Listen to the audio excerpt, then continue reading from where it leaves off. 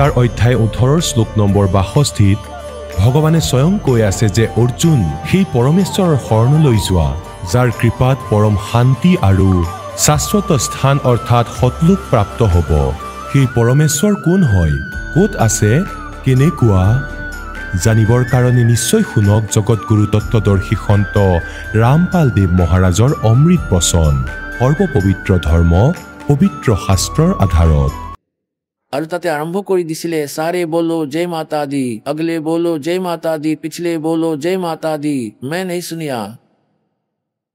सुनिया जय माता दी ही बार এনেকৈ কলে मैं नहीं सुनिया সকলোৱে জোৰেৰে কোৱা जय माता दी এতিয়া তেওঁ এনেকৈ কৰি কৰি सारे बोलो जय माता दी টেণ্টলৈ সোমাই গল তেতিয়া মোৰ লগৰজনে কলে আহক আপোনাক দেখুৱাও আমি টেণ্টৰ ওচৰলৈ গলো আৰু বাহিৰৰ পৰা পৰ্দা আঁতৰাই চালো প্ৰথমতে দুটা গান গাই থকা দেখিছিলো আকৌ সি সিফালে গল সেই পৰ্দাৰে মনে মনে চালো সি কি কৰি আছে সি তাত মদ উলিয়াই ললে আধা বটল মদ আলমাৰীৰ পৰা আৰু খোপা খুলি বটলটোৰ পৰা গিলাচ দুটাত বাকিলে আৰু সেইখিনি গিলিয়ে ক'বলৈ ধৰিলে मैं नहीं सुनिया এতিয়া তুমিলো কেনেকৈ শুনিবা তুমিতো মদ খাইছা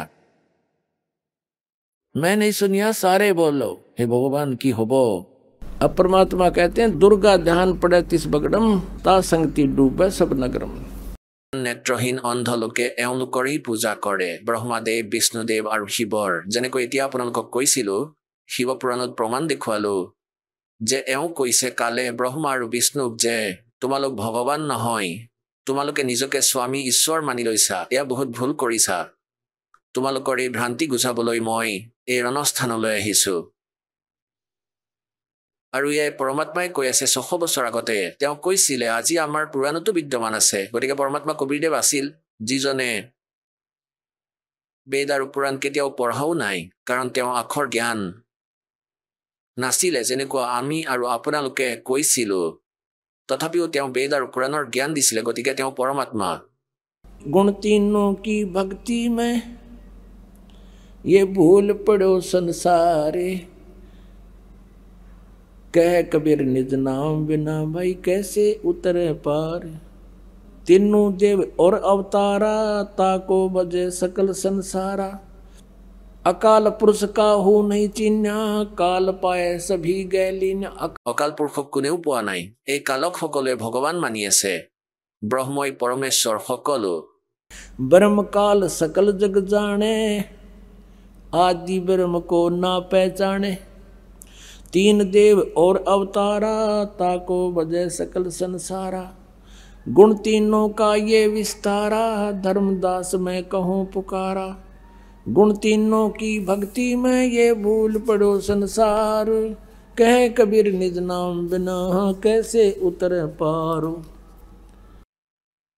এতিয়া ধৰ্মদাস দেৱক পৰমাত্মাই এই গোটেই কথা শুনালে এই জ্ঞান দিলে পুণ্যাত্মাসকল আমাৰ মনত লোকবেদ ইমান গভীৰত সোমাই আছে ইমান জ্ঞান শুনি পৰমাত্মাই প্ৰমাণ দিছে শিৱ পুৰাণত লিখা আছে বিষ্ণু পুৰাণত লিখা আছে এতিয়া ইমান সময় নাই দাসৰ নহলে আপোনালোকক দেখুৱালো হয় আকৌ সন্ধিয়া চাম এতিয়া এওঁলোকে বছৰ বছৰ ধৰি লোকবেদ শুনি আছিলে ধৰ্মদাস দেৱে ক'লে ভগৱান মোৰ এটা আৰ্জি আছে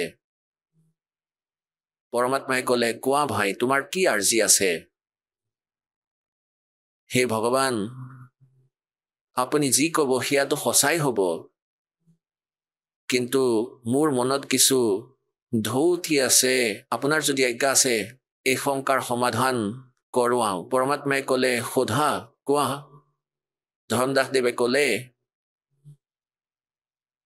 যে ভগৱান আপুনি কয় যে ব্ৰহ্মা বিষ্ণু মহেশ্বৰে একোৱেই কৰিব নোৱাৰে এসময়ত মূৰধ্বজ ৰজাৰ পুত্ৰ তাম্ৰধ্বজক ভগৱান শ্ৰীকৃষ্ণই কৰতেৰে দুফাল কৰাৰ পিছতো জীৱিত কৰি দিছিলে ভগৱান পৰমাত্মাই ক'লে এটা কথা কোৱা সেই শ্ৰীকৃষ্ণই ভগৱান আছিলে তেওঁৰ নিজৰ ভাগিন অভিমন্যু মহাভাৰতৰ যুদ্ধত মৃত্যুপ্ৰাপ্ত হৈছিল চক্ৰবেহুত তেতিয়া ভগৱান শ্ৰীকৃষ্ণই জীৱিত কৰিব নোৱাৰিলে তেতিয়া ধৰ্মদাস দেৱে ডাঙৰকৈ চকু মেলি চালে হয় কথাটো সঁচা পৰমাত্মাই ক'লে সুভদ্ৰাই কান্দিলে শ্ৰীকৃষ্ণৰ ভনী যাৰ পুত্ৰ আছিলে শ্ৰীকৃষ্ণই কান্দিলে ভাগিনৰ মৃত্যু হ'ল পঞ্চ পাণ্ডৱৰ বংশ নাশ হৈছিল শ্ৰীকৃষ্ণই কিয় জীৱিত কৰা নাছিল যদি সমৰ্থই আছিলে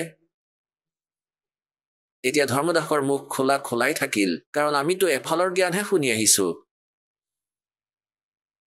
তেতিয়া পৰমাত্মাই ক'লে, এতিয়া মই কৈ আছো কিয় কৰিব নোৱাৰিলে, যে তাম্ৰধ্বজৰ আয়ুস বাকী আছিল পুত্ৰ, আৰু সেই কটা দেহ তেওঁৰ ইমান শক্তি আছিলে যে এই সিদ্ধি আছিলে, গোৰখনাথ দেৱৰো সিদ্ধি আছিলে, তেওঁলোকৰো সিদ্ধি আছিলে, আৰু তেওঁলোকে এনেকৈ কটা দেহক জীৱিত কৰিব পাৰে, কিন্তু আয়ুস বৃদ্ধি কৰিব নোৱাৰে। অভিমন্যুৰ প্ৰাৰব্ধ চক্ৰবিহুত মৃত্যু লিখা আছিলে, তেওঁৰ আয়ুস বাকী নাছিলে, সেয়েহে শ্ৰীকৃষ্ণই একো কৰিব নোৱাৰিলে। তেনেহলে সমৰ্থবান কেনেকৈ হ'ল? আৰু বেদত লিখা আছে পৰমাত্মাই নিজৰ সাধকৰ আয়ুস বঢ়াব পাৰে, শ্ৰীকৃষ্ণই আয়ুস বঢ়াব নোৱাৰে, সেয়ে তেওঁ পৰমাত্মা নাছিল। ঋগ্বেদ মণ্ডল নম্বৰ 10 সূক্ত নম্বৰ 161 মন্ত্ৰ নম্বৰ 2 স্পষ্ট কৰা আছে যে যদি কোনো ভগতৰ মৃত্যু হৈ যায়, তথাপিও পৰমাত্মাই তেওঁক 100 বছৰ আয়ুসলৈকে জীৱিত কৰিব পাৰে। ঋগ্বেদ মণ্ডল নম্বৰ 9 সূক্ত নম্বৰ 82 মন্ত্ৰ নম্বৰ 2 এয়া স্পষ্ট কৰা হৈছে যে সেই পৰমাত্মাই সাধকৰ নিজৰ ভক্তৰ আয়ুস বঢ়াব পাৰে। এতিয়া ধৰ্মদাসে ভাবিলে, আকৌ প্ৰশ্ন কৰিলে যে হে ভগৱান, আপুনিতো কথাটো ঠিকেই কৈ আছে, কিন্তু মোৰ মনে এই বিষয়টো মনা নাই, মোৰ বিশ্বাস হোৱা নাই, কাৰণ আগৰ জন্মান্তৰৰ পৰা লাখ লাখ মানুহৰ পৰা এইটোৱে শুনি আহিছো যে Krishna is God, Krishna is God. পৰমাত্মাই ক'লে যে বিশ্বাস যদি হোৱা নাই তেনেহলে মোৰ ইয়াত প্ৰয়োজন নাই। অন্তৰ্ধান হৈ গ'ল, পৰমাত্মাই একেবাৰে অদৃশ্য হৈ গ'ল। ইমানখিনি কোৱাৰ পাছতো তেওঁ তাতেই লাগি আছিলে। এতিয়া মালিক আকৌ পুনৰবাৰ অন্তৰ্ধান হ'ল। তেতিয়া ধৰ্মদাসৰ কলিজা ফাটি গ'ল, কান্দিব ধৰিলে। এনেকৈ ক'লে, ভগৱান মোৰ ভুল হৈ গৈছে দাতা, মইতো একেবাৰে নিজ প্ৰাণী, হে পৰমাত্মা মই পাপী আত্মা, মোক আকৌ এবাৰ দৰ্শন দিয়ক, আৰু কেতিয়াও কোনো কাৰণত বাদ বিবাদ নকৰো। পৰমাত্মাই কয় যে বাদ বিবাদ কৰিব লাগে, কিন্তু বাদ বিবাদ কৰাৰো এটা সীমা থাকে। সকলো বিষয়ে খুলি কলো, প্ৰমাণ দি দিলো, তেতিয়াও এনেকৈ কৈছে বিশ্বাস হোৱা নাই, তেনেহলে যোৱা কোৱাত পৰা। এতিয়া কি কৈছে, যেতিয়া ধৰ্মদাসদেৱে দেখিলে যে এতিয়াতো ভগৱান অধিক ৰুষ্ট হৈ গ'ল, মোক আৰু কেতিয়াও দৰ্শন নিদিয়ে, চকুত পানী, অতি বেয়াকৈ কান্দি আছে, যেনেকৈ সৰু বালকে কান্দে, যাৰ মাক দেউতাক দুয়ো ঢুকাইছে, সৰু বালকৰ দৰে এনেকৈ কান্দি আছে, মূৰ ঢুকিয়াই কান্দি আছে, ওপৰলৈ চাই, কেতিয়াবা ইফালে চাই, আৰু এনেকৈ চাই মোৰ পিছফালে লুকাই আছে নেকি। এতিয়া তেওঁ বৃন্দাবনো ত্যাগ কৰিলে, বৃন্দাবনৰ পৰা আকৌ বৰ্ষানালৈ যায়, মথুৰাৰ পৰা বৃন্দাবন, বৃন্দাবনৰ পৰা বৰ্ষানা অৱশ্যেই যায়, যিয়ে কয় যে বৰ্ষানাত কোৱা হয় বৰ্ষানাত ৰাধাৰ জন্ম হৈছিল, আৰু ৰাধাৰ সেৱা কৰিলে শ্ৰীকৃষ্ণক পোৱা যায়। এয়া কি আচৰিত কথা, এইবোৰ কি বনাই দিলে দন্ত কথা। এতিয়া না তাত ৰাধা আছে, না ৰাধা না কৃষ্ণদেৱ। ৰাধাৰ সেৱা কৰাৰ পিছতো যদি কৃষ্ণদেৱক পোৱা যায়, তথাপিও মৃত্যুপ্ৰাপ্ত হ'বই, তেওঁ নিজৰ কৰ্মদণ্ড ভোগ কৰিবলগীয়া হয়, তেওঁ নিজৰ পাপেই কাটিব নোৱাৰে, তেওঁ 3 তাপ আনৰ কেনেকৈ নাশ কৰিব। যেনেকৈ শ্ৰী বিষ্ণুদেৱ ওৰফে শ্ৰীকৃষ্ণদেৱ, কৃষ্ণদেৱ কোৱা বা বিষ্ণুদেৱ কোৱা, বিষ্ণুদেৱক অভিশাপ দিছিলে নাৰদদেৱে, যে যেতিয়া তেওঁক বান্দৰৰ মুখ লগাই দিছিলে যে তুমি এটা জীৱন পত্নীৰ বিয়োগত পাৰ কৰিবা, সেই অভিশাপো তেওঁ নাশ কৰিব নোৱাৰিলে, গোটেই জীৱন ভুগিবলগীয়া হ'ল। আকৌ শ্ৰীৰামৰ ৰূপত বিষ্ণুদেৱে হত্যা কৰিছিল, সুগ্ৰীৱৰ ভায়েক বালিক মাৰিছিলে, আৰু সেয়াও তেওঁ ভুগিবলগীয়া হৈছিল। শ্ৰীকৃষ্ণৰ ৰূপত সেই বালিৰ আত্মাই চিকাৰী ৰূপত শ্ৰীকৃষ্ণদেৱৰ ভৰিত কাঁড় মাৰিছিলে, বিষাক্ত কাঁড়, আৰু ভগৱান শ্ৰীকৃষ্ণদেৱৰ মৃত্যু হৈছিল। গতিকে এই প্ৰকাৰে এই জ্ঞান বুজিও মানি নলয়। সকলোখিনি কোৱাৰ পাছতো তেওঁ কৈছে যে মই বুজি পোৱা নাই। তেতিয়া পৰমাত্মাই দ্বিতীয় পদ্ধতি অৱলম্বন কৰিলে। এতিয়া পৰমাত্মা তাৰ পৰা গুচি যোৱাত ধৰ্মদাসে কান্দি আছে। তামাৰোৱত ধৰ্মনি নগৰ কাহা গয়ে মেৰে সুখে সাগৰ। এতিয়া যেনেকৈ পুণ্যাত্মাসকল, আপুনি কোনো AC ৰুমত বহি আছে আৰু কাৰেণ্ট গুচি গ'ল, তেতিয়া চাব ঘামি জামি কেনেকুৱা অৱস্থা হৈ যায়। গতিকে এনেকুৱাই যেতিয়ালৈকে পৰমাত্মা লগত বহি আছিলে তেতিয়া তেওঁৰ আত্মা উৎফুল্লিত আছিল এক অলৌকিক সুখ আছিলে কাৰণ মালিকৰ গুণ এয়া স্বাভাৱিক তেওঁৰ ওচৰে পাজৰে বহি থকা ব্যক্তি এনেই সুখী হৈ যায় যেনেকৈ চন্দনৰ গছৰ ওচৰত স্বাভাৱিকভাৱে সুন্দৰ সুগন্ধি ওলাই থাকে আকৌ তাতে বহি কান্দিব ধৰিলে এতিয়া ধৰ্মদাসে কি কৈছে त्रिदेवन की महिमा अपारम ये हैं सर्वलोक करतारम সকলো জ্ঞান শুনিও আকৌ অযথা কথা ক'বলৈ ধৰিলে सुन जिंदा क्यों बात बनावे झूठी कहानी मोए सुनावे मैं ना बानो बात तुम्हारी ही मैं सेवत हूँ विष्णुनाथ मुरारी शंकर गौरी गणेश पूजाऊं इनकी सेवा सदा चितलाऊं এতিয়া পৰমাত্মাই ক'লে ঠিক আছে তুমি এয়াই কৰা মই যাওঁ এতিয়া তেওঁ বুজি পাই গ'ল যে কি কৰিলো মই এনেকুৱা পৰিস্থিতি হৈ গ'ল যেনেকুৱা এচি ৰুমত বহাৰ পিছত কাৰেণ্ট গুচি গ'লে হয় আৰু চাৰিওফালে বন্ধ হৈ পৰে तावा रोवत धर्मनि नागर कहाँ गए मेरे सुख के सागर तावा लीन भये निर्बानी मगन रूप साहेब सैलानी परमात्मा हठात अंतर ध्यान हो गल तावा रोवत धर्मनि नागर कहाँ गए मेरे सुख के सागर अधिक वियोग होया हमसे ती जैसे निर्धन की लुट जा खेती যেনেকৈ দুখীয়া মানুহে অতি কষ্টৰে খেতি কৰে আৰু হিয়া যদি কোনোৱে লুটি লৈ যায় তেতিয়া তেওঁ সম্পূৰ্ণ এটা বছৰ ভোকত থাকিব লগা হয় তেওঁ দূৰ ভৱিষ্যতৰ কথা মনত পৰে মৰিম লৰা ছোৱালীও মৰিব এতিয়া কৈছে আজি মোৰ এনেকুৱা কষ্ট হৈছে যেনেকুৱা দুখীয়াৰ এজন দুখীয়া মানুহৰ কোনোৱে শস্য চুৰ কৰি লৈ যায় শস্য তুলি লৈ গলে হয় হে ভগৱান আপোনাৰ পৰা বিচ্ছেদ হৈ মোৰ তেনেকুৱাই আভাস হৈ আছে ऐसा वियोग हुआ हमसे ती जैसे निर्धन की लुट जा खेती कल्प करे और मन में रोवे दसों दिशा को वो मगजोवे कांदी कांदी गई থাকিল মথুৰাৰ ফালে নহয় বান্ধৱগড়ৰ ফালে कल्प करे और मन में रोवे दसों दिशा को वो मगजोवे কেতিয়াবা ইফালে চালে কেতিয়াবা ওপৰলে চালে যে ভগৱান আকৌ আকাশত নাইতো মোৰ পিছফালেতো লুকাই যোৱা নাই আকৌ বিচাৰিব ধৰিলে আমি এনেকুৱা মূৰ্খ যে বিচাৰি বিচাৰি হেৰুৱাই পেলাও এনে অৱস্থা আমাৰ कल्प करे और मन में रोवे दसों दिशा को वो मगजोवे এতিয়া ধৰ্মদাস দেৱে কি কৈছে हम जाने तुम देह स्वरूपा हमरी बुद्धि अंधगर कूपा হে ভগৱান আমিতো আপোনাক আমাৰ নিচিনা সাধাৰণ শৰীৰৰ বুলি ভাবিছিলো আমাৰ বুদ্ধিটো আন্ধাৰ কুৱা অন্ধ কুৱাৰ দৰে মালিক আমাৰ ভিতৰত কোনো জ্ঞান নাই हम तो मानुष रूप तुम जान्या सुन सतगुरु का किया पियाना হে ভগৱান আমিতো আপোনাক এজন মানুহ বুলি ভাবিছিলো মনুষ্য হে পৰমাত্মা আপুনি কলৈ গুচি গল এবাৰ কৈ দিয়ক মই সেই ঠাইলৈ আহি যাম और क्या कहते हैं बेग में लो कर हूँ अपघाता मैं ना जीऊं सुनो विधाता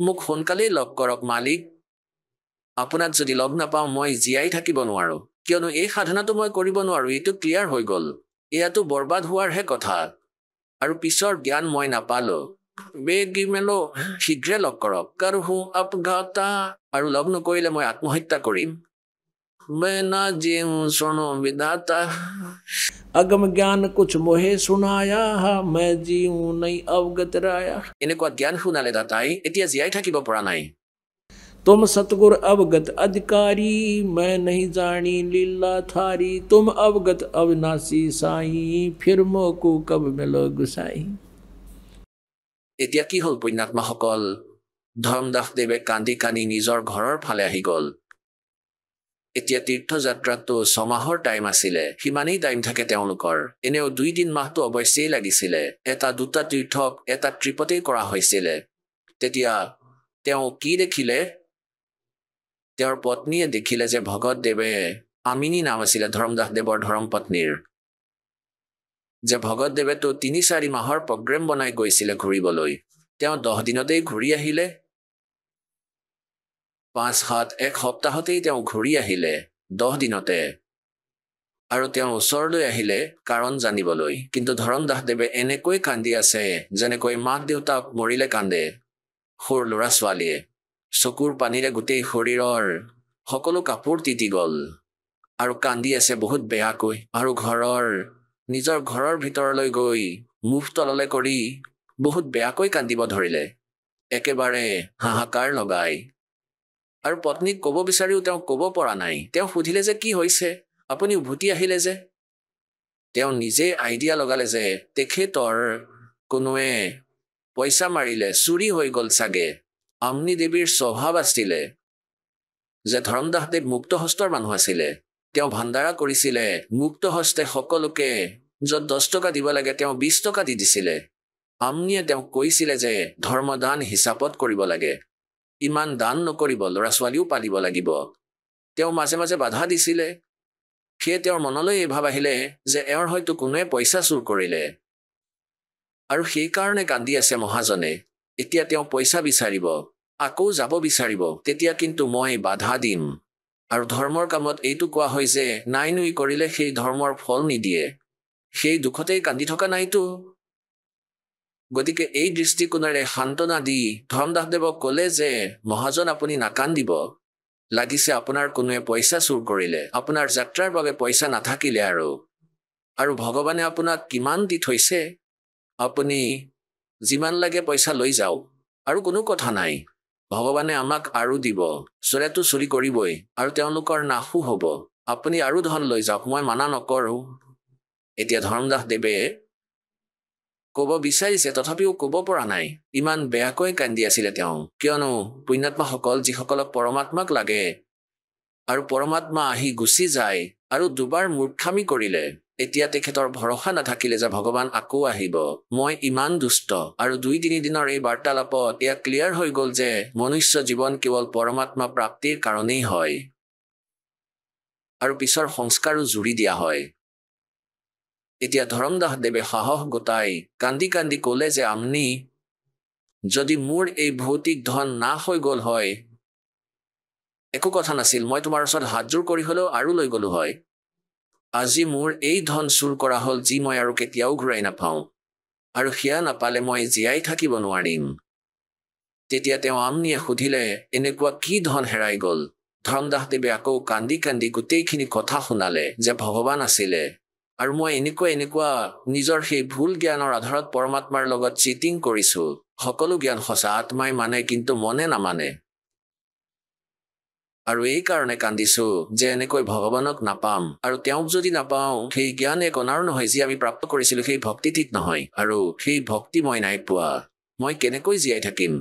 এতিয়া আমনি দেৱী বুদ্ধিমতী আছিলে, ক'বলৈ ধৰিলে আপুনি বিজনেছমেন হৈ লালা হৈ আপুনি চুক্তি কৰিব নোৱাৰিলে। ৰামকৃষ্ণৰ লগত আমাৰনো কি সম্পৰ্ক আছিলে? তেওঁলোকৰো জ্ঞান শুনিছিলো, জ্ঞান শুনিয়ে আমি তেওঁলোকৰ প্ৰতি আসক্ত আছিলো। এনেকুৱা উত্তম জ্ঞান ভগৱানে আপোনাক শুনাই গ'ল, তথাপিও আপুনি একো নকৰিলে। তেতিয়া ধৰমদাসদেৱে ক'লে যে জীৱনত প্ৰথমবাৰৰ বাবে মই লোকচানৰ চুক্তি কৰিলো। আজিলৈকে মই চুক্তি হেৰুওৱা নাছিলো, সেইকাৰণে মই কান্দি আছো যে মই হেৰুৱালো, আৰু এই চুক্তি এই লোকচানৰ পূৰ্তি নহ'ব, মই জীয়াই থাকিব নোৱাৰিম। আমনিয়েও কান্দিব ধৰিলে, ভকতৰ অৱস্থা বেয়া হৈ গ'ল। এনেকৈ 6 মাহ হৈ গ'ল। ধৰমদাসদেৱে অতি কষ্টৰেহে অলপমান খাদ্য খায় আৰু এনেকৈ চাই থাকে যে ভেলনি শ্ৰীৰামৰ দৰ্শনাৰ্থে পদূলিৰ মুখলৈ চাই বহি আছে। সকলো কাম কাজ এৰি দিলে, বহি পৰে নিজৰ ঘৰৰ চোতালত। সকলোৰে ঘৰৰ বেলেগ বেলেগ চোতাল আছিলে, তাত চাঁদ বহিছিলে, তাতে বহিছিলে আৰু চাই থাকে। কোনো সাধু সন্ত দেখা পালে খালী ভৰিৰে দৌৰি দৌৰি যায় আৰু চাই আৰু ভাবে এওঁ নহয়। আকৌ কেতিয়াবা যদি গম পাই জংঘলত কোনো সন্ত আহিছে, বহুত ডাঙৰ সন্ত, ধৰমদাসদেৱ তালৈ গ'ল, ৰামৰামী কৰিলে, নমস্কাৰ কৰিলে আৰু বহিলে। এতিয়া তেওঁতো এইটো জানিছিলে যে ৰূপ সলনি কৰিও আহে ভগৱান। তেওঁৰ লগত চৰ্চা কৰে, সোধে যে ব্ৰহ্মা বিষ্ণু মহেশ্বৰৰ তেওঁলোকৰ মাতা পিতা কোন? তেওঁ এইটো চেক কৰিবৰ কাৰণে যে যদি ভগৱান হয় তেনেহ'লে সেই কথাই ক'ব, নকলি হ'লে তেওঁৰ কথাৰেই বুজি পাই যাব। এতিয়া সেই সন্মুখৰজনে ক'ব ধৰিলে যে তেওঁতো অজৰ অমৰ সৰ্বেশ্বৰ মহেশ্বৰ। ধৰমদাসদেৱে বুজি পাই গ'ল যে নহয়, এওঁতো ঠিক নহয়। উঠি গুচি আহিল যে এওঁতো সেই ভগৱান নহয়, এওঁতো যি টি কথা কৈ আছে। এতিয়া এই ধৰণে তেওঁ 6 মাহ পাৰ কৰিলে। এতিয়া 6 মাহ পাৰ হোৱাৰ পিছত পৰমাত্মাই প্ৰেৰণা কৰিলে তেওঁৰ পত্নীৰ ওপৰত। আমনিয়ে ক'লে, ভগতজী, আপোনাৰতো বেয়া অৱস্থা হৈ গ'ল, আৰু আপুনি যদি মৰি যায় ময়ো মৰি যাম। আপুনি যদি এনেদৰে থাকে আপোনাৰ ওচৰত বেছি সময় নাই আৰু। আপুনি এইটো কওক যে ভগৱানেতো আৰু কথা কৈছিলে চাগে, যে কি ধৰণে তেওঁক পোৱা যাব, কথাত কথা ওলাইছিল চাগে। তেতিয়া ধৰ্মদাসৰ মনত পৰিলে যে ভগৱানে কৈছিলে, जा जन की महिमा सुनो ताम गवन करन थे, वो तो नगर अमाने हैं जा मेरे प्यारे संते। তেনেকৈ ঋগ্বেদ মণ্ডল নম্বৰ 9 সূক্ত 86 মন্ত্ৰ নম্বৰ 26-27 কোৱা হৈছে যে সেই পৰমাত্মা তৃতীয় ধামত থাকে, তাৰ পৰা গতি কৰি আহে, আৰু ভক্তৰ আধ্যাত্মিক যজ্ঞত তেওঁ বিজুলীৰ দৰে গতি কৰি গতিশীল পদাৰ্থৰ দৰে এক ক্ষণতে আহি যায়। অৰ্থাৎ য'ত ধাৰ্মিক ভাণ্ডাৰা হয় তালৈ পৰমাত্মা গুপ্ত ৰূপেৰে অৱশ্যেই বিদ্যমান হয়। লাগিলে কোনো ভক্ত ৰূপতে আহক, নহ'লেতো কালে আকৌ সেয়া হ'বলৈ নিদিব। গতিকে পুণ্যাত্মাসকল, পৰমাত্মাই বিচাৰিছিলে কলিযুগৰ তৃতীয় প্ৰজন্মলৈকে পৰমাত্মাৰ ওপৰত আস্থা হৈ থাকক, আৰু এওঁলোকে ভগৱানক বিচাৰি থাকক। কাৰণ এতিয়া যি সময় পৰমাত্মাক পোৱাৰ আৰু মুক্তি পোৱাৰ, ইয়ালৈকে সেই ভক্তিক টানি আনিব বিচাৰিছিল মালিকে। তেতিয়া ধৰ্মদাসে ক'ব ধৰিলে যে য'ত ধৰ্ম ভাণ্ডাৰা হয় তালৈ মই অৱশ্যেই যাওঁ সকলোতে, আৰু জ্ঞানো শুনাও সকলোকে। তেওঁৰ পত্নীয়ে ক'ব ধৰিলে, আপোনাৰ ইমান ধন পৰি আছে, আপোনাৰ ইমান পইচা এনেই পৰি আছে, আপুনি ভাণ্ডাৰা কৰাওক, ভগৱান আহিবও পাৰে। তেওঁ এদিনৰ কৰাব ক'লে, ধৰ্মদাসে 3 দিনৰ কৰাই দিলে। আৰু সকলো ঠাইৰে সাধু সন্তৰ ওচৰলৈ সংবাদ পঠাই দিলে। এতিয়া ভাণ্ডাৰা আৰম্ভ হ'ল। প্ৰথম দিনা সকলোৱে ভোজন খাই গুচি গ'ল, সাধু সন্ত ভগত, আৰু ধৰ্মদাসে চাই আছে যে মালিক দেখোন নাহিলে। দ্বিতীয় দিনাও সকলোৱে খাই গুচি গ'ল, সকলো আহিছিলে কিন্তু মালিক নাহিলে। তৃতীয় দিনাও দেখিলে যে পৰমাত্মা নাহিলে। আফটাৰনুন হৈ গ'ল, ভাণ্ডাৰা চলি আছে, কিছুসংখ্যক ভগত বাকী আছিলে, কিছুসংখ্যক সন্ত। তেতিয়া ধৰ্মদাসে অন্তঃকৰণেৰে ভাবিলে, পৰমাত্মা নাহিলে। হে ভগৱান, আজি যদি আপুনি দৰ্শন নিদিয়ে, আগলৈ আৰু দাসৰ জীৱন নাই, আত্মহত্যা কৰিম মই। আৰু মই জীয়াই থাকিব নোৱাৰো দাদা, কি আশাত জীয়াই থাকো? সেই ভক্তি মই কৰিব নোৱাৰো যি আগতে কৰিছিলো, সেয়া কোনো কামৰ নহয়, আৰু বেলেগ পোৱাও নাই, সেয়া পোৱাই নাই যি যথাৰ্থ হয়। অন্তৰ আত্মাৰ পৰা তেওঁ কান্দিব ধৰিলে, মন দৃঢ় কৰিলে যে এবাৰ এওঁলোকক পঠাই দিয়াৰ পিছত তাৰপিছত মই আত্মহত্যা কৰিম। তেওঁতো অন্তৰ্যামী হয়, ইমান সময় নলগাই। कहते वही जंदे का बदन शरीरम बैठे कदम वृक्ष के तीरम। অলপ সময়ৰ পিছতেই কি দেখিলে, 100 ফুট আঁতৰত এজোপা কদমৰ গছ আছিলে। তাৰ তলতেই জীৱিত মহাত্মাৰ ৰূপত সেই পৰমাত্মা বিৰাজমান আছিলে। ধৰ্মদাসদেৱৰ সেইফালে দৃষ্টি গ'ল, তেওঁ খালী ভৰিৰে সেইফালে দৌৰিলে, আৰু এনেদৰে চাই ক'লে, তেওঁৱেই ভৰিত পৰিলে, বুকুত সাৱটি ধৰিলে, আৰু ক'লে, ভগৱান এইবাৰ আৰু এৰি নাযাব। সাৱটি ধৰি থাকিলে পৰমাত্মাক। ভগৱানে ক'লে, ধৰ্মদাস, এওঁলোক সকলোকে যাবলৈ দিয়া, এই নকলিসকলক যাবলৈ দিয়া, নহ'লে মই কথা আৰম্ভ কৰিম আৰু এওঁলোকে তোমাক মাজতেই ভ্ৰমিত কৰিব, ক'ব মিছা। এওঁলোক সকলোকে বিদায় দিয়া, তাৰ পাছত ক'ম মই যথাৰ্থ কথা। তেওঁলোক সকলোকে বিদায় দিলে, পৰমাত্মাক লৈ ঘৰলৈ গ'ল। নিজৰ পত্নীক ক'লে, আমনি আহা, মই মোৰ ধন পাই গ'লো, সেই হেৰুৱা ধন মই আকৌ ঘূৰাই পালো। এটা ভৰিত ধৰ্মদাসদেৱে, এটা ভৰিত আমনিয়ে ধৰি ভগৱানৰ ভৰিত ধৰি কান্দিব ধৰিলে। আমনিয়ে ক'বলৈ ধৰিলে যে ভগৱান, আপোনাৰ পুত্ৰটো বহুত বিনম্ৰ, নৰম হৃদয়ৰ, নৰম আত্মাৰ ব্যক্তি, আৰু আপুনি এওঁক 6 মাহলৈকে দুখী কৰি ৰাখিলে। ইমান দিনে মই তেওঁক সান্তনা দি থাকিলো, নহ'লেতো এওঁ মৰিয়ে থাকিল হয় ভগৱান। আপুনি এনেকুৱা কৰিব নালাগিছিলে। পৰমাত্মাই ক'লে, আমনি দেৱী পুত্ৰী, এওঁ অজ্ঞানতাৰ আধাৰত বেছি অকৰ্মণ্য হৈ পৰিছিলে। যেনেকৈ লোহাক গৰম কৰি পুৰা গৰম কৰি লৈ তাৰ ওপৰত যদি জোৰেৰে কোব মৰা হয়, যি যন্ত্ৰ বনাব বিচাৰিছে, যি সঁজুলি বনাব বিচাৰিছে, ইনষ্ট্ৰুমেণ্ট, সেয়া বনাব পাৰি। আৰু লোহা যেতিয়ালৈকে গৰম নহয় যেনেকৈ আঘাত নকৰা কিয় কাণ নিদিয়ে গতিকে পুত্ৰী 6 মাহত এওঁৰ লোহা গৰম হৈ গ'ল আৰু এতিয়া মই এওঁক তাপ দিছো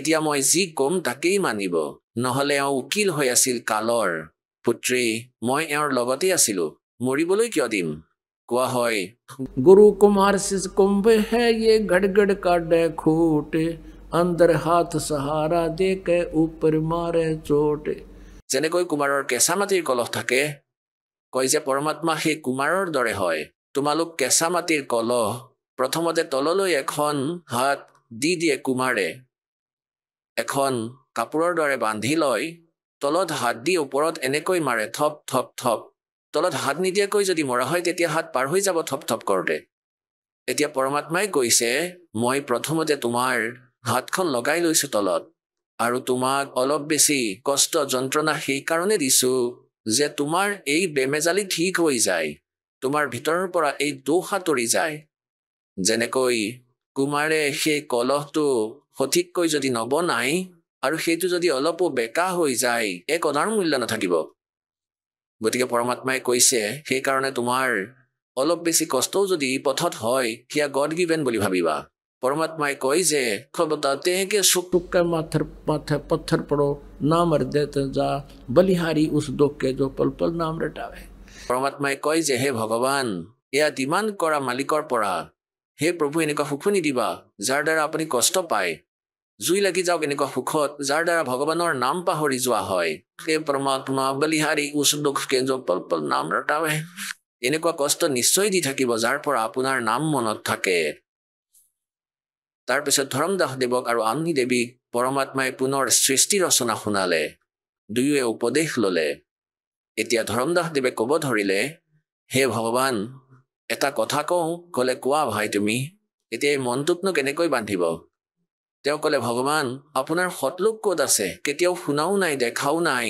মালিকেও বিচাৰিছিলে সাক্ষী পোৱাৰ ক'ব ধৰিলে হ'ব তুমি ভক্তি কৰা আৰু একো নালাগে মই আকৌ আহিম আৰু তেতিয়া তোমাক সকলো কম পৰমাত্মা তাত প্ৰকট হ'ল ধৰ্মদাস দেৱে দেখি আছে আৰু ক'লে ধৰ্মদাস আহা তোমাক মোৰ লোক দেখুৱাই আনো সতলোক ক'ত আছে লৈ গ'ল ইফালে তেওঁ মূৰ্ছিত হৈ গ'ল এতিয়া 3 দিনলৈকে ধৰ্মদাস দেৱ মূৰ্ছিত হৈ পৰি থাকিল আম্নি দেৱীয়ে দেখিলে যে মোৰ স্বামী মৰি থাকিলে হাহাকাৰ কৰি দিলে সম্পৰ্কীয় আহিলে কিন্তু তেওঁ মৰা নাছিলে হীৰা চালে হীৰা চলি আছে মূৰ্ছিত হৈ আছে সিফালৰ পৰা পৰমাত্মাই সকলো লোক দেখুৱালে তেওঁ ব্ৰহ্মা বিষ্ণু মহেশ্বৰৰ লোক দেখুৱালে পিছত সতলোক দেখুৱালে তাত দেখিলে পৰমাত্মাক এই মালিকেই স্বয়ং তললৈ গৈছিলে আৰু তাত গৈ দেখিলে ইয়া দেখোন ইয়াতো বহুত লেতেৰা য'ত আমি আছিলো একেবাৰে লেতেৰা লোক সেইখন এনেকুৱা বেয়া লোকলৈ যাবই নালাগে তালৈ গৈ দেখিলে সেই আত্মাবোৰক লগ পালে য'ৰ পৰা আমি বেলেগ হৈ আহিছিলো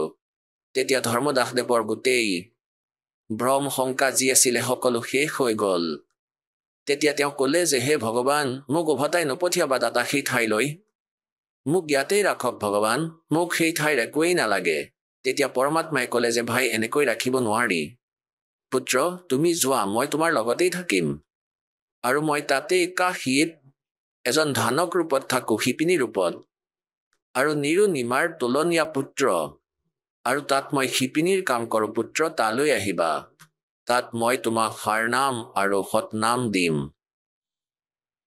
আৰু ভক্তি কৰি তুমি উভতি আহিব পাৰিবা কাৰণ তুমি ইয়াৰ পৰা ভক্তিযুক্ত হৈ গৈছিলা সেই সম্পত্তি তুমি তাত কালৰ স্বৰ্গত মহাস্বৰ্গত সেই ভক্তিধন নষ্ট কৰি দিলা এতিয়া সেই ভক্তিৰ ধনেৰে পুনৰ চাৰ্জ হৈ যোৱা তুমি সেই নাম এনেকুৱা দিম এটা শ্বাসৰ স্মৰণতেই তোমাৰ বহুত উপাৰ্জন হৈ যাব अब कहते हैं सत्य नाम पालड़ रंग होरी हो 14 लोक चढ़ावे राम रंग होरी हो 3 लोक पासंग धरे रंग होरी हो तो ना तुले तुलाया राम रंग होरी हो এটা সতনামৰ স্মৰণ এটা চাহ উৎসাহৰে ইমান মূল্যৱান যে 3 লোকৰে স্বৰ্গলোক পাতাল লোক আৰু পৃথিৱী লোক কোৱা হয় যে এই 3 লোককেই পিছ পেলাই দিব ইয়াৰটো কোনো আৱশ্যকতাই নাই ইয়াৰ কোনো ভ্যালুৱেই নাই আৰু 14 লোকতকৈ বেছি বিষ্ণুৰ লোক শিৱ লোক ধৰ্মৰাজৰ লোক শংকৰৰ লোক ব্ৰহ্ম লোক আৰু এই সকলোবোৰ 14 লোক কোৱা হয় এটা সাইডত ৰাখি দিয়া যাওক এফালে তো এটা সাইডত তো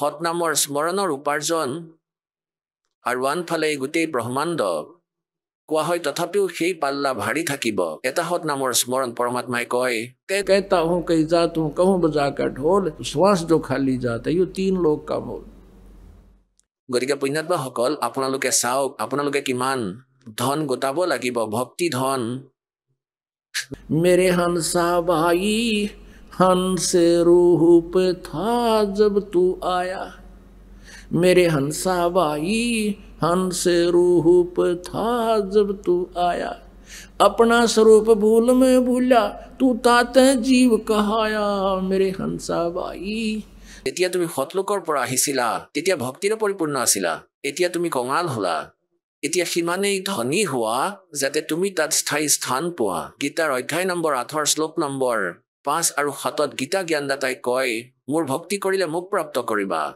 সেই পৰমাত্মা পৰমক্ষৰ ব্ৰহ্মৰ যদি ভক্তি কৰিব বিচাৰা তেনেহলে তুমি তত্ত্বদৰ্শী সন্তৰ পৰা 3 নামৰ মন্ত্ৰলৈ সাধনা কৰা সেই ভক্তিৰ শক্তিৰ বলেৰে অৰ্থাৎ সেই ভক্তিৰ উপাৰ্জনেৰে তুমি পৰমাত্মাৰ ওচৰলৈ যাব পাৰিবা তেতিয়া ধৰ্মদাসদেৱে কয় मत भेजो महाराज यम की नगरी है मोहे राख लियो महाराज हमसे बिगड़ी है मोहे राख लियो महाराज हमसे बिगड़ी है তাত গৈ বুজি পালে যে আমি কি অপৰাধ কৰিছো কেনেকৈ সেই নৰকলৈ গলো কেনেকৈ কালৰ জালত পৰিলো আমি নিজৰ ভগৱানক পাহৰি গলো তেওঁক বিচাৰিলো এনেকৈ কয় যে মোক ৰাখি লোৱা ভগৱান আমাৰ ভুল হৈছে আমাৰ বহুত ডাঙৰ অপৰাধ হৈছে কিয়াতো কালৰ নগৰী হয় ভগৱান মোক তালৈ নপঠাব মহাৰাজ কালৰ নগৰী সেইখন তাৰ পৰা তললৈ আহিলে কলিজা কপি যায় কাৰণ তালৈ গৈ চকু খুলি যায় দিব্য দৃষ্টি আহে তথাপিও পৰমাত্মাই ক'লে তুমি যোৱা মই তোমাৰ লগতেই থাকিম তুমি কাশীলৈ আহিবা তাত মই তোমাক লগ পাম তেতিয়া কি হল 3 দিনলৈকে তো অচেতন হৈ পৰি আছিল হাহাকাৰ লাগিলে আৰু পিছত একেবাৰে সচেতন হৈ গল আৰু তেওঁ উঠিয়ে ক'লে যে ভগৱান কলৈ গল পৰমাত্মা ক'ত গল তেতিয়া তেওঁ গোটেই কথা ক'লে এয়া সপোন নহয় সকলোৱে মিলি কান্দিব ধৰিলে বহি বহি তাৰ পিছত ধৰমদাসে ক'লে ভগৱান আহিছে বাৰাণসীলৈ যাম ভগৱানক পাম এতিয়া কাশীলৈ গৈ ভগৱানক দেখিলে আৰু আনন্দৰ সীমা হেৰালে বলো সতগুৰুদেৱ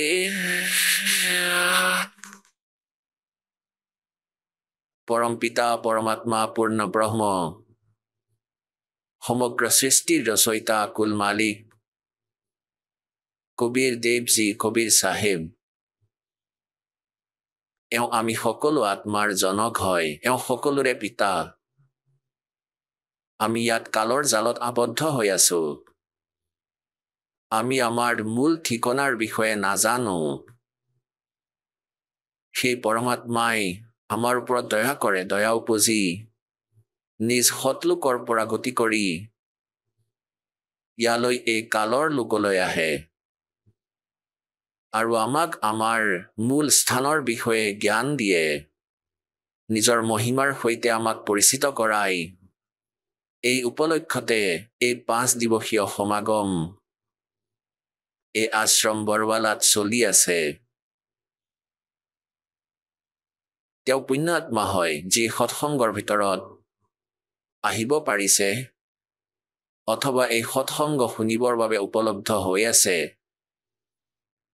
বিশ্বত যদি সৎসংগ আছে এয়া বৰৱালা আশ্ৰমতেই আছে বাকী সকলোৱে জোৰ তোৰ জ্ঞান দিয়ে তেওঁলোকৰ সৎসংগৰ কোনো মূৰ ভৰি নাই কেৱল সহজ সৰল আত্মাক নিজৰ চতুৰতাৰ মাধ্যমেৰে নিজৰ পিছত লগাই ৰাখিছে আপোনালোকৰ সৌভাগ্য যে আপোনালোকে যথাৰ্থ জ্ঞান আৰু শাস্ত্ৰ অনুকূল ভক্তি বিধি প্ৰাপ্ত কৰিছে এতিয়া আপোনালোকে চাব লাগিব যে এই মাৰ্গত কোনে কিমান স্পীডত চলি আছে পথ এইটোৱেই ইয়াৰ আগতে আমি গু মাৰ্গত ঘূৰি আছিলো এয়া সুপথ হয় সুমাৰ্গ সৎ সাধনা ইয়াত যিমানে যি কৰিব যিমান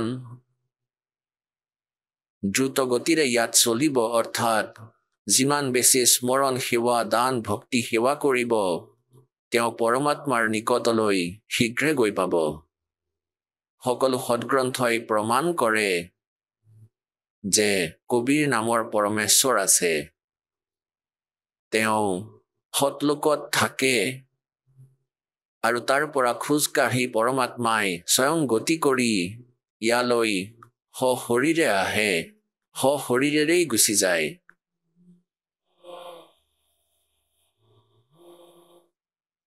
পুণ্যাত্মাসকল, পবিত্ৰ 4 বেদ আৰু পৰমেশ্বৰৰ দ্বাৰা দিয়া সেই সূক্ষ্ম বেদ, পবিত্ৰ শ্ৰীমদ ভাগৱত গীতাই এয়া স্পষ্ট কৰে যে সেই পৰমেশ্বৰ পূৰ্ণ ব্ৰহ্ম যি হয় তেওঁৰেই পূজা কৰিব লাগে। ইয়াৰ দ্বাৰাই মুক্তি হ'ব। তেওঁৱেই আমি সকলোৰে স্বামী, তেওঁৱেই পাপ নাশক হয়, তেওঁৱেই ঈশ্বৰ ৰূপত পূজ্য। পুণ্যাত্মাসকল, আজি 4ৰ্থ দিন হৈছেহি এই সৎসংগ সমাগমৰ, আৰু এতিয়ালৈকে আমি পৰমাত্মাৰ মহিমাৰ আংশিকো আপোনালোকক শুনাব পৰা নাই। পৰমাত্মাৰ লীলা, পৰমেশ্বৰৰ যিখিনি লীলা আছিলে সেয়া আজি আপোনালোকক শুনাম। এনেতো এয়াও লীলাই আছিলে, আৰু কলিযুগৰ ভিতৰত পৰমাত্মাই আৰু কি কি লীলা কৰিছিলে যিবোৰ ভগৱানে কৰিছিলে। পুণ্যাত্মাসকল, আমি শ্ৰীৰাম, শ্ৰীকৃষ্ণদেৱ, শ্ৰীবিষ্ণু, শ্ৰীৰাম কোৱা, শ্ৰীবিষ্ণুদেৱ কোৱা বা শ্ৰীকৃষ্ণদেৱ কোৱা, আৰু ভগৱান শংকৰ আৰু আন দেৱী দেৱতাসকলক যাক আমি মানিছিলো, সেয়া কি আধাৰত আমি মানিছিলো? লোক বেদৰ আধাৰত, আৰু কিছু তেওঁলোকৰ লীলাৰ আধাৰত। যেনেকৈ পৰমাত্মাৰ তুলনা সৎগ্ৰন্থৰ সৈতে কৰা হয়, সৎগ্ৰন্থৰ পৰাই তেওঁৰ বিষয়ে জ্ঞান পোৱা যায়, আৰু তুলনাত্মক ধৰণেৰে যেতিয়া এই ভগৱানৰ আমি তুলনা কৰোঁ ইজনৰ সিজনৰ লগত, তেতিয়া নিৰ্ণয় হ'ব। যেনেকৈ আমি শুনিছিলো যে ভগৱান শ্ৰীকৃষ্ণদেৱে সুদামা দেৱৰ 2 মুঠি বনাই থোৱা চাউল খাই এটা ধুনীয়া মহল বনাই দিছিল। তেওঁক ধন দিছিলে, তেওঁৰ উপাৰ্জন এই জীৱনৰ সকলো হৈ গৈছিলে। পুণ্যাত্মাসকল, এয়া দেখাৰ কথা যে যেনেকৈ সুদামা দেৱ ব্ৰাহ্মণ আছিলে আৰু অতি দৰিদ্ৰ আছিলে, দুখীয়া আছিলে বহুত, আৰু ভগৱান শ্ৰীকৃষ্ণদেৱ আৰু সুদামা দেৱ তেওঁলোকে একেখন পাঠশালাতেই পঢ়িছিলে। ডাঙৰ হোৱাৰ পিছততো শ্ৰীকৃষ্ণদেৱ দ্বাৰকাৰ ৰজা হৈ গ'ল। সুদামা দেৱ নিজে দুখীয়া অৱস্থাতেই নিজৰ জীৱন অতিবাহিত কৰি আছিল। এনেকুৱা পৰিস্থিতি আহি পৰিল যে কেইবাবাৰ ল'ৰা ছোৱালী লঘোণেই শুই যায়। সুদামাৰ পত্নীয়ে বহুবাৰ কৈছিলে যে আপুনি এই বুলি কয় যে আপোনাৰ মিত্ৰ হয় ভগৱান শ্ৰীকৃষ্ণ, আৰু তেওঁ দ্বাৰকাৰ ৰজা, তেওঁৰ পৰা কিছু ধন খুজি আনক। সুদামাই কয় যে ব্ৰাহ্মণৰ কাম ভিক্ষা খোজা নহয়। এয়াই সৎগ্ৰন্থই কয়, जो मांगे सो बढ़ुआ कहिए, दर दर फिरे अज्ञानी, और जोगी जोग संपूर्ण जिसका, जो मांग ना पीवे पानी। नट पेरना कंजर सासी मांगते हैं बठियारे, और जिनकी लो लागे सतगुरु में वो तो मोती देवे उदारे। তথাপিও বহু বেছি জোৰ কৰিলে তেওঁৰ পত্নীয়ে,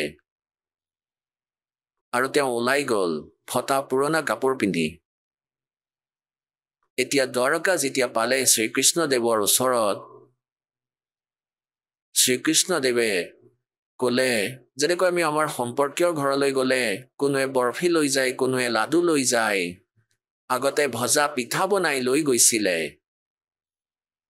আৰু কোনো ব্যৱস্থা নাছিলেই। তেওঁৰ পত্নীয়ে চাউলকে ভাজি বান্ধি দি পঠালে অলপমান, এতিয়া শ্ৰীকৃষ্ণদেৱে ক'লে মোৰ কাৰণে কিবা আনিছা তেওঁ টোপলাটো খুলি দেখুৱালে ভগৱান শ্ৰীকৃষ্ণই হিয়া দেখিলে আৰু হিয়া খালে শ্ৰীকৃষ্ণদেৱে সুধিলে যে তোমাৰ অৱস্থা কেনেকুৱা তোমাৰ পৰিয়াল ঠিকে আছে কুশল আছে নহয় তেতিয়া সুদামাদেৱে ক'ব ধৰিলে যে ভগৱান আপোনাৰ কৃপাৰে কোনো বস্তুৰে অভাৱ হোৱা নাই সিফালৰ পৰা শ্ৰীকৃষ্ণই দেখিলে তেওঁ ফটা পুৰণা কাপোৰ পিন্ধি আছে তেওঁ বুজি পালে যে কিবাটো খেলিমেলি হৈ আছে ইয়াত কিন্তু এওঁ মহান আত্মা একো নকয় সিফালৰ পৰা পিছফালেৰে শ্ৰীকৃষ্ণদেৱে নিজৰ ইঞ্জিনিয়াৰক মাতিলে বিশ্বকৰ্মাক আৰু সুদামাদেৱৰ কাৰণে তাত মহল বনাই দিলে 5-7 দিনলৈকে সুদামাদেৱক তাতেই ৰাখিলে নিজৰ মিত্ৰৰ ভৰি হাত ধুৱালে চাফা ভাল কাপোৰ পৰিধান কৰালে আৰু সপ্তম অষ্টম দিনত তেওঁ যেতিয়া যাব ওলালে সুদামাদেৱে ক'ব ধৰিলে যে মিত্ৰ মই এতিয়া যাওঁ তেওঁ ক'লে ঠিক আছে যোৱা এতিয়া পথত আহি থাকোঁতেই সুদামাদেৱৰ মনত দোষ উৎপন্ন হ'ল যে বুজি পালো মিত্ৰ মোৰ স্থিতি দেখাৰ পিছতো তুমি বুজি নাপালা মোৰ কি অৱস্থা হৈ আছিল আৰু মোকেই তুমি সুধিছিলা কুশল আছোনে তেওঁ কি দেখা পোৱা নাছিল নেকি অৰ্থাৎ ইমান কোনেই দোষ আহিছিলে কাৰণ এই মন বহুত পাৰ্গত ইমানতেই কি হ'ল তেওঁ এতিয়া ভাল কাপোৰ পিন্ধি আছিলে ৰাস্তাৰ ডকাইতবোৰে ভাবিলে যে কোনো চেট হয় তেওঁৰ সকলো কাপোৰ কাঢ়ি লৈ গ'ল কেৱল এখন কাপোৰহে এৰি দিলে তেওঁ তাৰ পৰা গতি কৰিলে সেই কাপোৰখন পৰিধান কৰি আৰু খং কৰিব ধৰিলে শ্ৰীকৃষ্ণদেৱক দেখিলা মিত্ৰ আৰু মোক সুধিছিলা নহয় কুশল আছোনে মোৰ কুশলতা মোকতো সন্মুখতেই দেখিছিলা এতিয়া কোৱাৰ ভাৱ এইটোৱেই যে বেছি বিস্তাৰকৈ নকওঁ তাত গৈ দেখিলে যে নিজৰ জুপুৰিৰ স্থানত মহলটো দেখি তেওঁ আশ্চৰ্যচকিত হৈ গ'ল আৰু এই আধাৰতেই আমি শ্ৰীকৃষ্ণদেৱক ভগৱান বুলি মানি ললো পুণ্যাত্মাসকল ইমান সহযোগিতাটো এজন মন্ত্ৰীয়ে দি দিব পাৰে নিজৰ মিত্ৰক এতিয়া কলিযুগৰ মন্ত্ৰীয়ে সহযোগ দিব পাৰে এটা ভাল ছেক্টৰত প্লট এলট কৰি দিয়া আৰু ঘৰ বনাই দিয়া একো ডাঙৰ কথা নহয় ইয়াৰ দ্বাৰা কি মুক্তি হ'ল ইয়াৰ পৰা যেন জন্ম মৃত্যুৰ পৰা ৰক্ষা পালে এতিয়া ইয়াৰে তুলনাত্মক কওঁ যে এবাৰ এজন তেমুৰলং নামৰ এজন মুছলমান কুমাৰ আছিলে মাক পুতেক দুজনেই আছিলে পিতৃৰ মৃত্যু হৈছিলে অতি দুখীয়া আছিলে তেওঁলোকে কি কৰিছিলে মহাজন কৃষকসকলৰ গৰু ছাগলীবোৰক চৰাবৰ বাবে জংঘললৈ লৈ গৈছিলে আৰু তাৰেই তেওঁলোকে বছৰেকত বা 6 মাহত তেওঁলোকক অন্ন দিছিলে আগতে তেনেকুৱাই হৈছিলে আৰু সন্ধ্যাৰ সময়ত তেওঁলোকৰ সেই গৰু ছাগলীবোৰক মালিকৰ ঘৰলৈ লৈ আনিছিলে আৰু সন্ধ্যাৰ সময়ত অভাৰটাইম কৰিছিলে এজন কমাৰৰ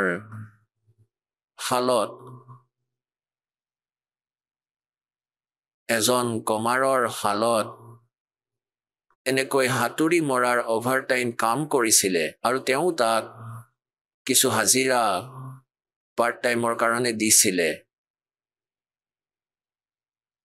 আৰু তেওঁৰ মাতৃ যি আছিলে বহুত সাধু আছিলে ধাৰ্মিক আছিলে কোনো অতিথি আহিলে নোখোৱাকৈ তেওঁৰ ঘৰৰ পৰা যাবলৈ নিদিছিল হাতজোৰ কৰিছিলে যে আহাৰ গ্ৰহণ কৰি যাওক আৰু বহুত ভাল সৎ ভনী আছিলে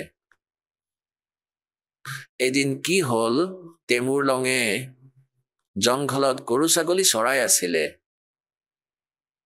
সি আহাৰ খাইছিলে এটা দুটা ৰুটি যি ঘৰৰ পৰা লৈ গৈছিলে সেয়া খাই উঠিছিলে সেই সময়তেই পৰমেশ্বৰে জীৱিত মহাত্মাৰ ৰূপ ধাৰণ কৰি এজন সাধু অৰ্থাৎ মুছলমানৰ ফকীৰ থাকে জীৱিত আৰু তেমুৰ লঙৰ ওচৰত আহি থিয় হ'ল। তেমুৰ লঙে ক'লে যে মহাৰাজ, এই মাত্ৰই মই আহাৰ খালো, কিবা খাব নেকি কওক। পৰমাত্মাই ক'লে যে ভোক লাগিছে।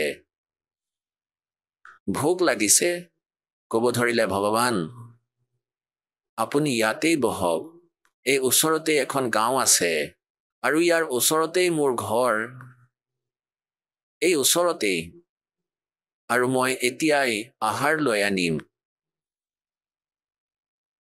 আৰু লগতে এইটোও প্ৰাৰ্থনা কৰিলে যে হে মহাত্মা দেৱ, এই গৰু ছাগলীকেইটা অলপ চাব যাতে হেৰাই নাযায়। আমি বহুত দুখীয়া মানুহ, এটা দুটা ছাগলীও যদি হেৰাই যায় আমি ইয়াৰ মূল্য দিব নোৱাৰিম। পৰমাত্মাই ক'লে যে মই ভালদৰে চোৱা চিতা কৰিম, তুমি যোৱা। দৌৰি দৌৰি আহিলে আৰু মাকক ক'লে যে মা, কাৰণ ল'ৰা ছোৱালীয়ে ঘৰত যি দেখে তেনেকুৱাই ভাৱনা, তেনেকুৱাই বিচাৰ হৈ যায়। নিজৰ মাকক ক'লে যে মা, এনেকুৱা এজন মহাপুৰুষ আহিছে, এজন সন্ত, এজন ফকীৰ, আৰু ভোজন কৰিব বিচাৰিছে। তাৰ মাকে লগে লগে, ঘৰত মাত্ৰ দুটা ৰুটিৰ কাৰণেহে আটা আছিলে, দুটা ৰুটি বনালে, পানীৰ ঘটিটো হাতত ল'লে। মাকে ক'লে যে তুমি গৰু ছাগলী অকলেই এৰি থৈ কিয় গুচি আহিলা? এটা দুটা ছাগলীও যদি হেৰাই যায় তেতিয়াহ'লে আমি ইয়াৰ মূল্য দিব নোৱাৰিম। তেতিয়া সি ক'লে যে মা, মই মহাত্মাজনক প্ৰাৰ্থনা কৰি আহিছো যে ভালদৰে চাব। তেওঁ কৈছিলে যে পুত্ৰ, মই ভালদৰে চোৱা চিতা কৰিম। মাকে ভাবিলে ময়ো যাওঁ, মহাত্মাৰ দৰ্শনো কৰি আহিম আৰু উভতি আহোঁতে লগতে এই ঘটিটোও লৈ আহিম। এতিয়া তাত যেতিয়া পালেগৈ, মহাত্মাজন তাতেই বহি আছিলে, পৰমাত্মা বিৰাজমান আছিলে। মাগৰাকীয়ে ৰুটি ৰাখিলে সন্মুখত আৰু পানীৰ ঘটিটোও সন্মুখত ৰাখিলে আৰু ক'লে যে মহাৰাজ, আমি বহুত দুখীয়া, এনেকুৱা আশীৰ্বাদ দিয়ক মহাত্মা, আমি কিছু ধন লাভ কৰিব পাৰোঁ। পৰমাত্মাই ৰুটি খাবলৈ ধৰিলে। এটা ৰুটিহে খাইছিল দাতাই। ইমানতেই মাকে ছবাৰ প্ৰাৰ্থনা কৰিলে, হে ভগৱান, আমি বহুত দুখীয়া, হে পৰমাত্মা, আমিতো কেতিয়াবা ৰুটি এটাও খাবলৈ নাপাওঁ, দয়া কৰক, আমাক আশীৰ্বাদ দিয়ক। খাদ্য খাই আৰু জল পান কৰি মালিকে তাত যি চেইন আছিলে, গৰু ছাগলীত বন্ধা যি চেইন আছিলে, গৰু মহ ছাগলীকো বান্ধে এই লোহাৰ। ছাগলীৰ কি হয়, সিহঁতৰ বহুত পাতল পাতল থাকে, পাতল তাঁৰৰ চেইন বনোৱা থাকে। সেই চেইন উঠালে, সেই চেইন আৰু ইয়াৰ 4টা ভাঁজ দিলে, ইমানকণহে থাকিলে আৰু থিয় হৈ তাইৰ পুত্ৰৰ সেই তেমুৰ ৰঙৰ পৰমাত্মাই পিঠিত এনেকৈ হাত 1, 2, 3, 7 বাৰ মাৰিলে আৰু পিছত 2 বাৰ মাৰিলে লাত আৰু ঘোচা। মাকে ভাবিলে এই মহাৰাজদেৱৰটো খং উঠিছে, এওঁ মেণ্টেল চাগে, বিনা অৰ্থত মোৰ পুত্ৰক মাৰি আছে। তেতিয়া মাকে ক'লে, মহাৰাজদেৱ, মোৰ পুত্ৰই কিবা ভুল কৰিছে নেকি? পৰমাত্মাই ক'লে, মাতা, তোমাৰ পুত্ৰক 7টা প্ৰজন্মৰ ৰাজপাট দি দিলো, তোমালোকক 7টা প্ৰজন্মৰ বাবে ৰাজপাট দি দিলো, এই যি 7 বাৰ কোব মাৰিছিলো আৰু পিছত লাত আৰু ঘোচা মাৰিলো, তাৰ পিছত তোমাৰ ৰাজ্য টুকুৰাত বিভক্ত হ'ব। পুণ্যাত্মাসকল,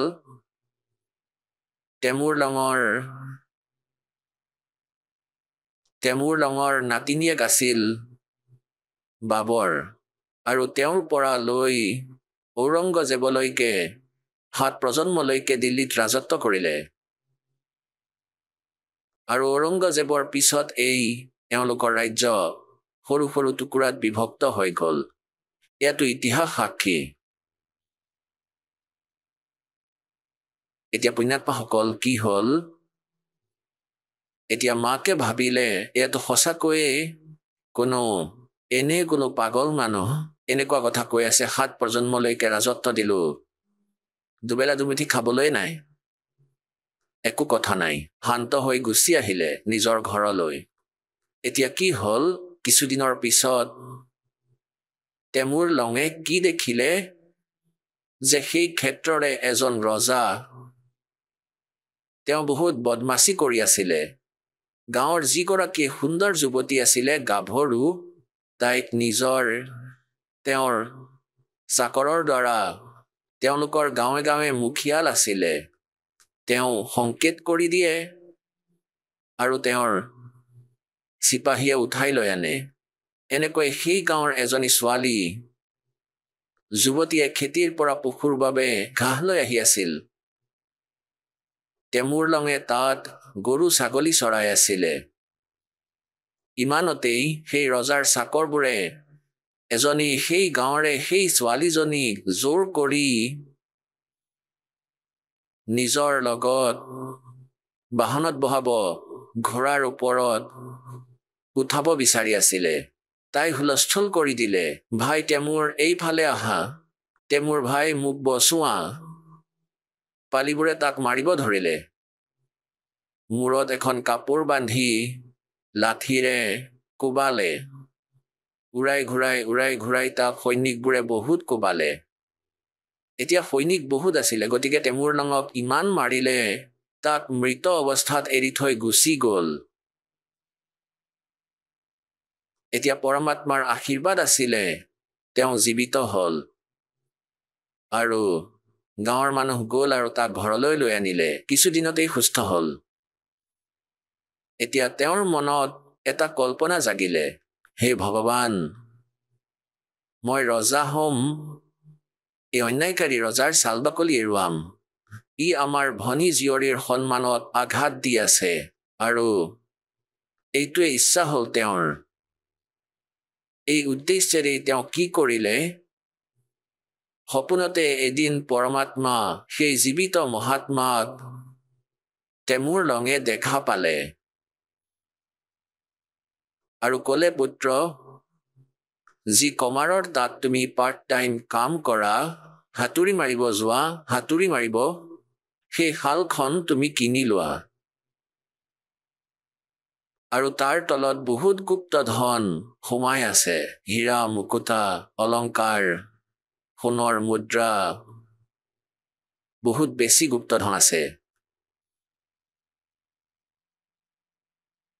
আৰু পৰমাত্মাই ক'লে তুমি সপোনত কথা পাতিলে যে ভগৱান কেনেকৈ কিনিম মোৰ হাততচোন পইচাই নাই প্ৰভুৱে ক'লে যে তুমি তেওঁক ক'বা যে মোক ধাৰলৈ দিয়ক সি দি দিব কয় যে পৰমাত্মাই আহক আমি এতিয়া সেই শ্ৰদ্ধালুসকলৰ অনুভৱবোৰ জানো যিসকলে জগতগুৰু তত্ত্বদৰ্শী সন্ত ৰামপাল দেৱ মহাৰাজৰ পৰা দীক্ষা প্ৰাপ্ত কৰিছে তথা তেওঁৱেই কোৱা ভক্তি মাৰ্গ এওঁলোকে অৱলম্বন কৰি আছে নমস্কাৰ ছাৰ সত সাহেব ছাৰ ছাৰ কি নাম আপোনাৰ আশুতোষ দাস আশুতোষ আপুনি ক'ৰ পৰা আহিছে গাঁও চিৰকাপুৰ জিলা বালোদা বজাৰ ছত্তীশগড়ৰ পৰা আশুতোষ আপুনি সন্ত ৰামপালদেৱ মহাৰাজৰ পৰা নাম দীক্ষা কেতিয়া ল'লে 6/2/2019 আশুতোষ আপুনি সন্ত ৰামপালদেৱ মহাৰাজৰ পৰা নাম দীক্ষা লোৱাৰ আগত কি ভক্তি সাধনা কৰিছিলে যি আমাৰ হিন্দু ধৰ্মত প্ৰচলিত দেৱী দেৱতাৰ যি পূজা হয় সেয়ে কৰিছিলোঁ আশুতোষ আপুনি কি কাম কৰে ছাৰ এই দেশে পুলিচৰ চাকৰি কৰে ছত্তীশগড়ত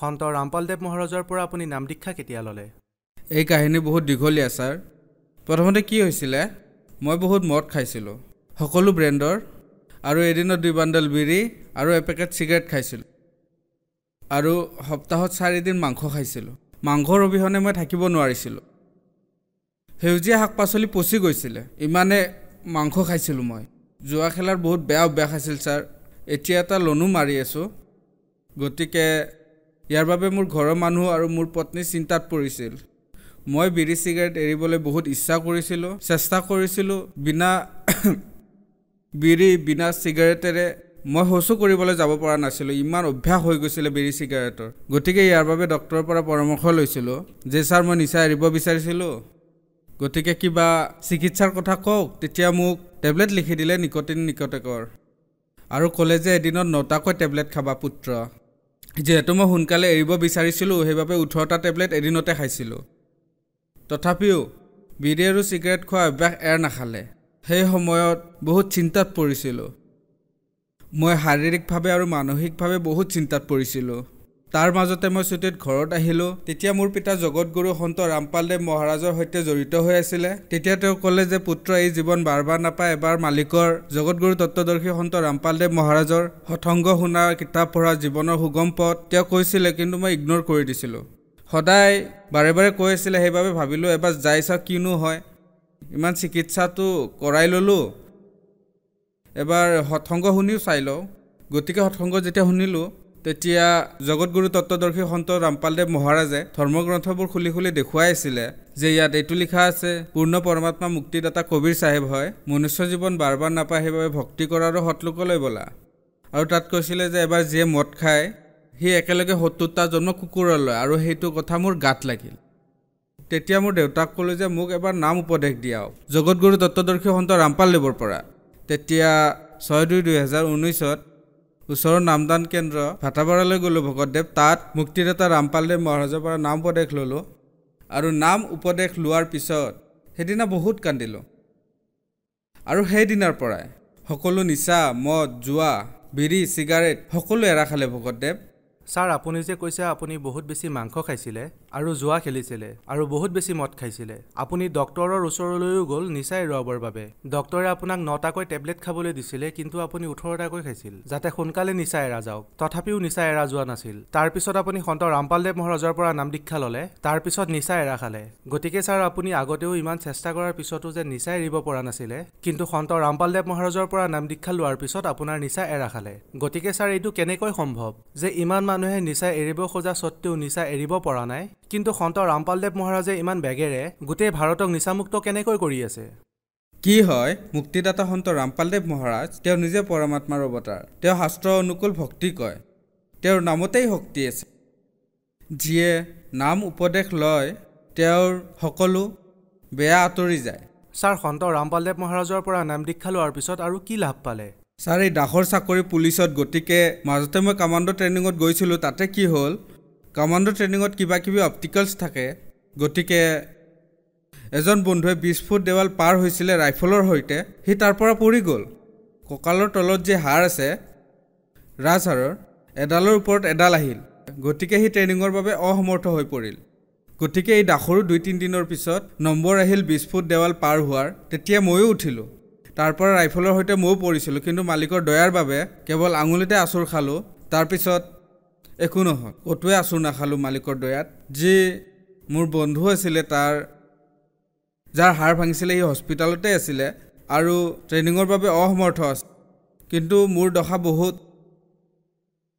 মালিকৰ দয়াত মই বাচি গ'লোঁ।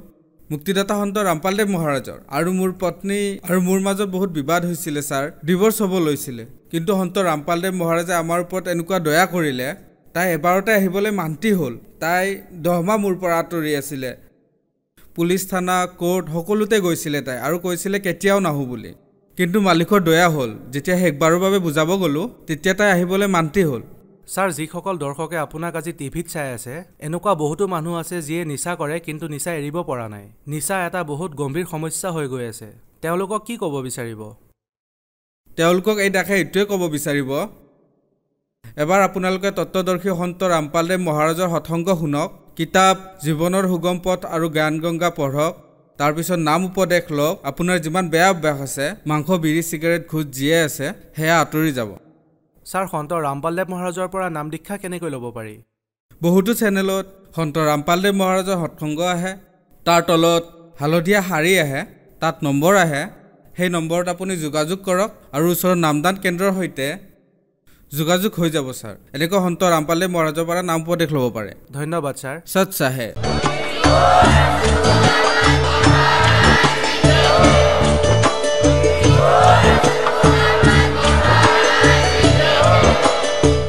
আপুনি শুনি আছিলে জগতগুৰু তত্ত্বদৰ্শী সন্ত ৰামপালদেৱ মহাৰাজৰ মংগল প্ৰবচন। অধিক জানিবৰ বাবে ভিজিট কৰক আমাৰ ৱেবছাইট www.jagatgururampalji.org। সন্ত ৰামপালদেৱ মহাৰাজৰ শুভ আশীৰ্বাদত সমগ্ৰ বিশ্বতে 500তকৈও অধিক নাম দীক্ষা কেন্দ্ৰ আছে, য'ত সন্ত ৰামপালদেৱ মহাৰাজৰ দ্বাৰা বিনামূলীয়া নাম দীক্ষা দি থকা হৈছে। আপোনাৰ নিকটৱৰ্তী নাম দীক্ষা কেন্দ্ৰৰ ঠিকনা জানিবলৈ সম্পৰ্ক কৰক 8222880541।